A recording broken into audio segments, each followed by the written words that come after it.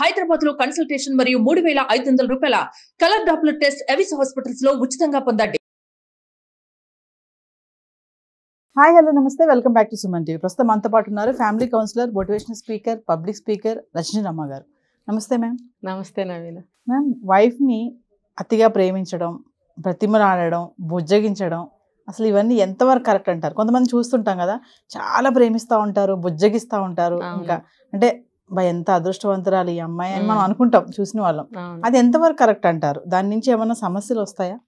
బోల్డ్ వస్తాయి. ఇది ఎట్లా అంటే ఇది అతి ప్రేమ అనుకోవచ్చు, లేకపోతే తను దేనికైనా ఇబ్బంది పడుతుందేమో అని అనుకోవచ్చు, లేకపోతే ఆ అమ్మాయి రివర్స్లో దెబ్బలాడుతుందేమో అని అనుకోవచ్చు. రకరకాల కారణాల వల్ల అంటే బతిమలాడే స్థితికి వచ్చేస్తారు వాళ్ళు. అంటే బాగా అతిగా అపురూపం చేసేస్తుంటారు ప్రతిదానికి. అంటే ఇంకొక యాంగిల్లో చెప్పాలంటే కొంచెం మోజు ఉంటుంది. ఇప్పుడు అందరికీ భార్యలు ఉంటారు, కానీ మోజు అనేది అందరికీ ఉండదు కదా. ప్రేమ ఉంటుంది, అన్ని సమపాళల్లో వాళ్ళతో నడుస్తూ ఉంటారు. మోజు అని నేను ఎందుకనంటే, మోజు అనేది ఉన్నప్పుడు స్పెషల్ క్వాలిటీస్ అన్నీ బయటకు వస్తాయి. ఈ అతిగా గారాబం చేయటము, అతిగా ముద్దు చేయటము, అతిగా బతిమలాడటము, అంటే ఇంకా అలగటం. ఆ అమ్మాయి ఏంటంటే ఇప్పుడు అలిగినప్పుడు ఇట్లా చూస్తారనమాట. ఆ చూపులు కమ్యూనికేషన్ వెళ్ళిపోతుంది. నేను అలిగేశాను. పబ్లిక్లో ఎంతమందిలో ఉన్నా సరే ఆ చూపులు వాళ్ళకి అర్థమవుతాయి. అంటే నాలాంటి వాళ్ళకి కూడా అర్థమవుతాయి వాళ్ళిద్దరిని చూస్తే. అంటే నాలాంటి వాళ్ళం ఏం చేయాలంటే కళ్ళు మూసుకుని వెళ్ళిపోవాలి. ఎందుకంటే నా రియాక్షన్ ఇంకోలా ఉంటుంది. ఇంకోలా అంటే ఏంటంటే మనకి తెలుస్తుంది అది ఏంటి, అసలు ఇట్లా అవసరమా, లేకపోతే ఇదిగో ఇలా ఇండికేట్ చేస్తుంది, ఇట్లా చూస్తుంది అంటే నేను అలిగాను, లేకపోతే ఇప్పుడు ఈ సమయంలో నువ్వు నన్ను గారాబం చేయటం లేదు అంటే ఎంతమందిలో ఉన్నా సరే ఆ చూపులు ద్వారా ఒక కమ్యూనికేషన్ పంపిస్తుంది. మరి నాకు అర్థమవుతాయి కదా, చాలామందికి అర్థమవుతాయి, పట్టించుకోరు. ఇప్పుడు మన మైండ్లో నేను పట్టించుకుంటాను, బయటకు పట్టించుకోనట్టే ఉంటాను. చాలామందిని చూస్తుంటా బయట. ఏజ్ అడగండి, ఎంత ఏజ్ వచ్చినా ఉన్నారు ఇలాంటి వాళ్ళు. ఇప్పుడు కొత్తగా పెళ్ళైన వాళ్ళు ఉన్నారు, మిడిల్ వాళ్ళు ఉన్నారు, ముసలి వాళ్ళు ఉన్నారు. అందరిలో చూశాను నేను ఈ క్వాలిటీని. అతిగా ప్రేమించడం, బుజ్జగించడం. ఏజ్డ్ వాళ్ళు కూడా బాగా ఏజ్డ్ వాళ్ళంటే అప్పటికప్పుడే మొదలు పెట్టారు. అప్పుడెప్పుడో మొదలు పెడతారు. అప్పుడెప్పుడో మొదలుపెట్టి ఒక 50 ఏళ్ళ జర్నీ అయిపోతుంది వాళ్ళది. అంటే అది ఇంకా పెరిగి బాగా వృక్షం అయిపోతుంది అక్కడ. అది ఏమవుతుందంటే ఇద్దరికీ కూడా అది కష్టతరం అవుతుంది కొన్ని సిచ్యువేషన్స్లో, సందర్భాల్లో. ఎలా అంటే ఇప్పుడు 10 మందిలో ఉన్నప్పుడు ఆమె మాటే చెల్లాలి. ఒక భర్తగా అతను ఏదైనా చెప్పాల్సిన పరిస్థితి ఉంటుంది, కానీ చెప్పలేడు. ఆమె వైపే చూస్తాడు. లేకపోతే ఆమె పర్మిషన్ కోసం కావచ్చు, డెసిషన్ కోసం కావచ్చు, ఏదైనా కావచ్చు, అటువైపు చూస్తాడనమాట. మనకు అర్థమవుతుంది. అది అర్థమైనప్పుడు కొంతమంది అయితే వదిలేస్తారు ఆ సమస్యను, కొంతమంది అయితే మళ్ళీ రెట్టించి అడుగుతారు అతను చెప్పలేడని అర్థమైనప్పుడు నా నోరు మూసుకోవాలి, మనకి ఎందుకులే అని.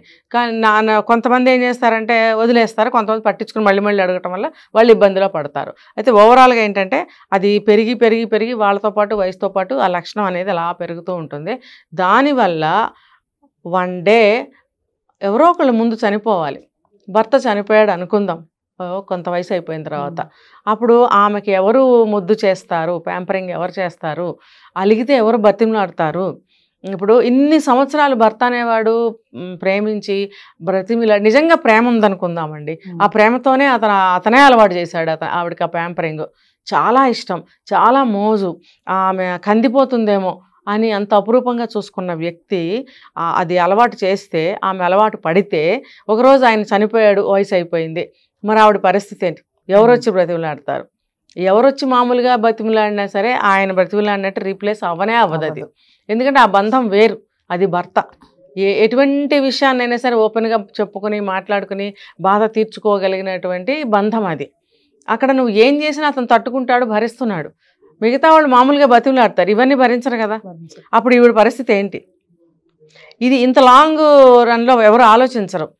ఇప్పుడు నేను నా భార్యను ఎంత బాగా ప్రేమిస్తున్నాను, నేను కూడా అమర ప్రేమికుల్లో లిస్టులో చేరతాను, నాకు మంచి పేరు వస్తుంది, ఇలా ఆలోచిస్తారే తప్ప ఫ్యూచర్ ఎవరు ఆలోచించరు. సరే, ఇప్పుడు ఆడ మనిషి కూడా అలాగే ఆలోచిస్తుంది. అబ్బో నాకు నా భర్త ఉన్నంతవరకు ఉన్నంత వరకు అని ఆవిడ అనుకుంటున్నప్పుడు వాట్ నెక్స్ట్ అనే క్వశ్చన్ ఆవిడకి కూడా రావాలి. అది ఏ జనరేషన్ అయినా కానీ అది ఆవిడ ఆలోచించదు.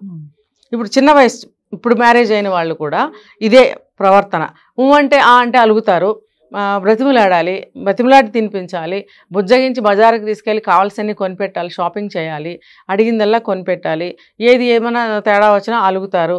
అంటే అతి ప్రేమ ఉన్నప్పుడు కానీ మోజు ఉన్నప్పుడు కానీ భర్తకి ఈ పాటలు తప్ప అని నేను చెప్తున్నాను. అది అవసరం లేదు.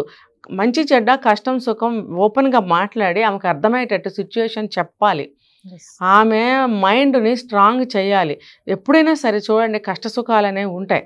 కష్టాలు వచ్చినప్పుడు ఎలా నువ్వు భరిస్తావు అనే ప్రాక్టికల్గా ఆమెకు ఆ సిచ్యువేషన్ని తెలియజెప్పాలి. అంటే వీళ్ళు ఇలా అతిగా బ్రతిమాలడం ఇలా చేయడం వల్ల తన యొక్క ఏమంటారు మేడం స్ట్రాంగ్నెస్ అనేది తెలియకుండా పోతుంది. ఆమె ఇంకొకటి ఏంటంటే తన సొంతంగా ఆలోచించడం అనే శక్తిని కూడా కోల్పోతుంది. ఇంకొకటి ఏంటంటే ఆ భర్త అనేవాడు అతని వైపు నుంచి ఆలోచిస్తే అతని సర్కిల్ ఏమైతే ఉందో మొత్తం కట్ అయిపోతుంది. అతని ప్రపంచం అనేది కట్ అయిపోతుంది. మొత్తం ఈవిడ చుట్టే తిరుగుతుంది. ఆఫీస్కి వెళ్ళినా, బాత్రూమ్కి వెళ్ళినా, చుట్టాలు వచ్చినా, ఇంకా ఫర్ ఎగ్జాంపుల్ అతని తల్లిదండ్రులు ఎవరన్నా చనిపోతే వెళితే అక్కడ కూడా ఈమె ఆలోచనలే వస్తాయి. అబ్బా మరీ విడ్డూరం అంటారా మీరు?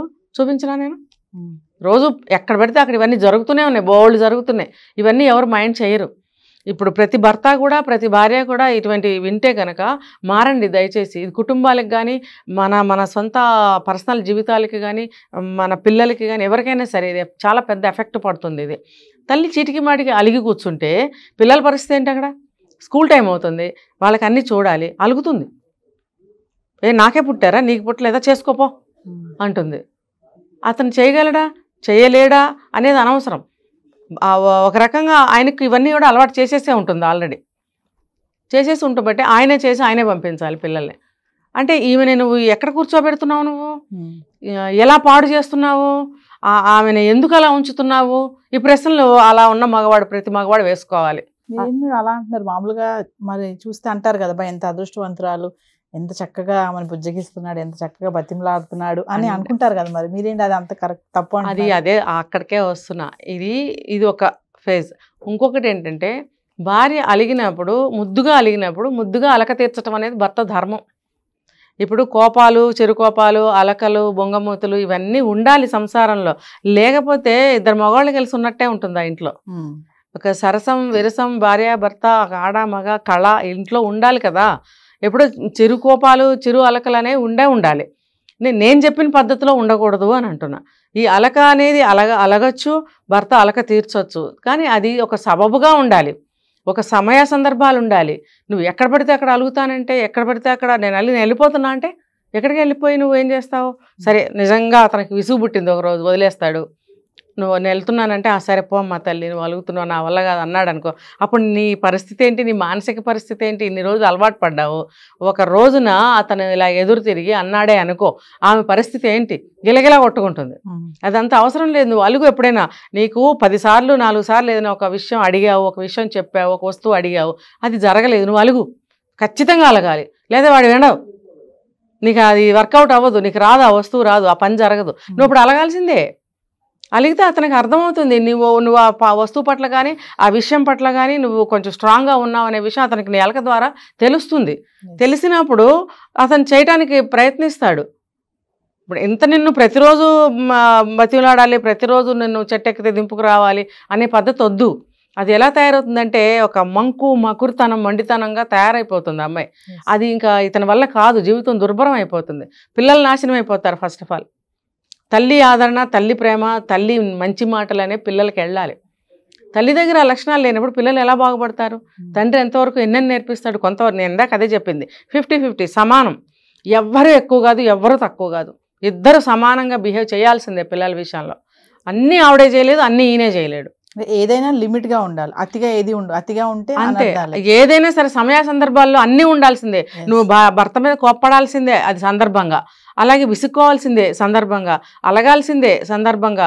నువ్వు ఎప్పుడైనా కోపం వచ్చి పుట్టింటికి 2 రోజులు వెళ్ళొచ్చు కూడా, కానీ అది అస్తమానం నువ్వు అదే పనికి వెళ్ళి మొన్న ఒక ఆవిడ భర్త మీద అలిగి సంవత్సరం వెళ్ళిపోతుందట. చదువుకుంటున్న పిల్లాడిని తీసుకుని వెళ్ళిపోతుంది, వాడికి ఆ సంవత్సరం చదువు పోతుంది, అకాడమిక్ అయిపోతుంది వాడికి. ఇప్పుడు 5th క్లాసు, వాడు 5th క్లాస్ పోతుంది, మళ్ళీ సంవత్సరం తర్వాత రాయబారాలు చేసి వెళ్ళి బతిలాడి తెచ్చుకుంటే వస్తే మళ్ళీ 5th క్లాస్లోనే జాయిన్ చేశారు. ఇలా ఎన్ని సంవత్సరాలు చదువు పోగొడతా, వాడు చదువు సాగట్లేదు ముందుకి. అంటే ఆవిడని ఎందుకు అట్లా వదిలేస్తున్నారు? పోతే పోనే ఆవిడని పంపుతున్నారా? పిల్లాడిని కూడా తీసుకెళ్ళిపోద్దంట. పిల్లాడిని వదిలిపెట్టాను గట్టిగా వీళ్ళు అడగలేకపోతున్నారు, ఆమె కూడా వాడిని వదిలేసి వెళ్ళిపోదాం అని అనుకోవట్లేదు. ఎందుకంటే అలా చేస్తే ఖచ్చితంగా దారికి వస్తారు ఆయన.